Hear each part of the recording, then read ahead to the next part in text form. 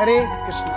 गीता अमृतम में आप सभी का स्वागत है। तो हम आ गए हैं भगवत गीता अध्याय 5 श्लोक क्रमांक 25 पे।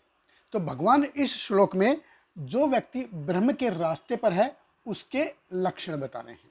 तो भगवत गीता अध्याय 5 श्लोक क्रमांक 25 भगवान कृष्ण कहते हैं, लभन्ते ब्रह्म निर्वाणम ऋषय क्षीण कल्मषा छिन्न द्वैधा यत आत्मना सर्वभूत हिते रता।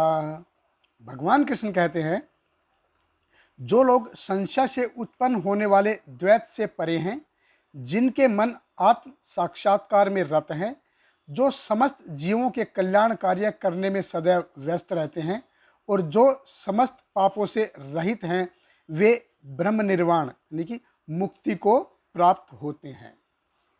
देखिए, भगवान कृष्ण कैटेगरी के हिसाब से डिस्क्राइब कर रहे हैं। तो इसी अध्याय के 20वें श्लोक में हमने देखा था कि भगवान कृष्ण ने जो व्यक्ति आध्यात्मिक है उसके लक्षण बताए थे।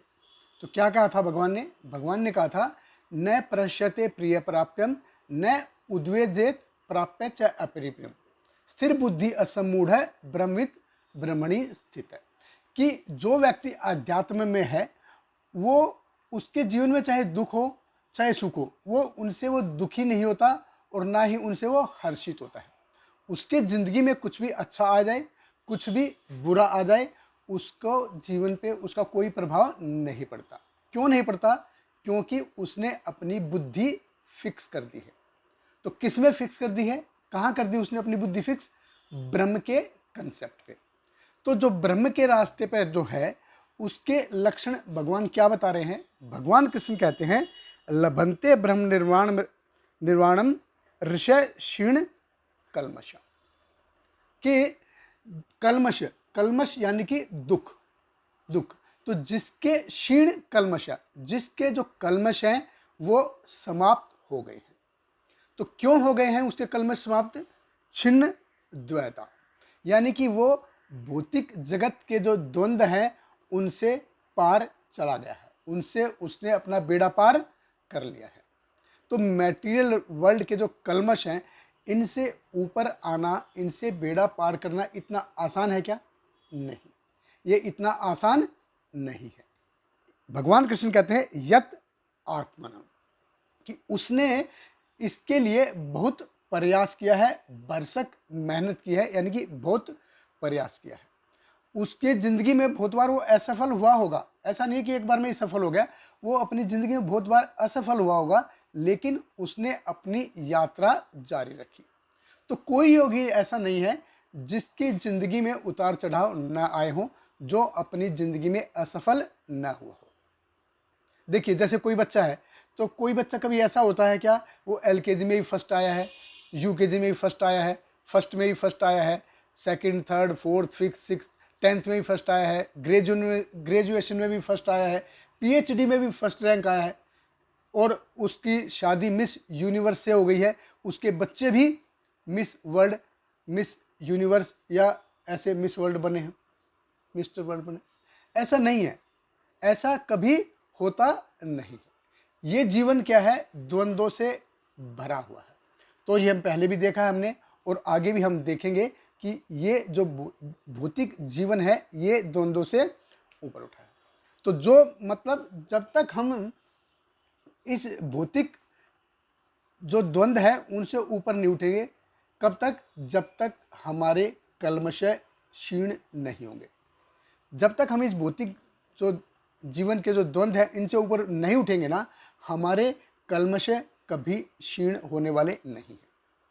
तो जो व्यक्ति कल्मशों से ऊपर उठने का प्रयास करता है, अपने ज़िंदगी में इन कल्मशों से ऊपर उठने का प्रयास करता है, भगवान की नज़र में वो ऋषि है, वो संत पुरुष है। देखिए, संत पुरुष मतलब ऐसा नहीं है कि सिर मुंडवा लिया, गिरवे वस्त्र पहन लिए या लंबी दाढ़ी रख ली, जटाएं रख ली, ये ऐसा, तो वो संत पुरुष नहीं है।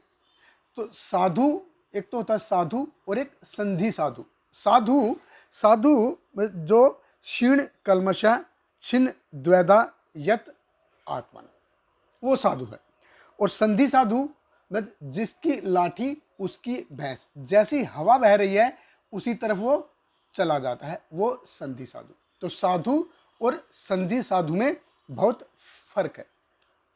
तो जो प्रगत भक्त होता है ना, वो अपनी चेतना को स्थिर रखने का प्रयास करता है, वो अपनी चेतना को स्थिर रखता है चाहे कैसी भी सिचुएशन आ जाए। श्रील प्रभुपाद जी जब अमेरिका गए थे तो उनसे पहले भी बहुत सारे योगी हैं जो अमेरिका गए थे, लेकिन वो क्या है कि वहाँ के रीति रिवाज, उनके हिसाब से, उनके चाल चलन, खान पीन के हिसाब से उन्होंने अपनी शिक्षाओं को ऐसे चेंज कर दिया था। तो श्रील प्रभुपाद से उनके शुरुआती दौर में बहुत से लोगों ने कहा था कि स्वामी जी आप अमेरिका जा रहे हो, तो वे अमेरिका वाले लोग हैं, वो कभी मांस खाना, कभी नशा करना, कभी अवैध यौन संबंध कभी छोड़ने वाले नहीं हैं, तो आपको उनके हिसाब से चेंज होना होगा।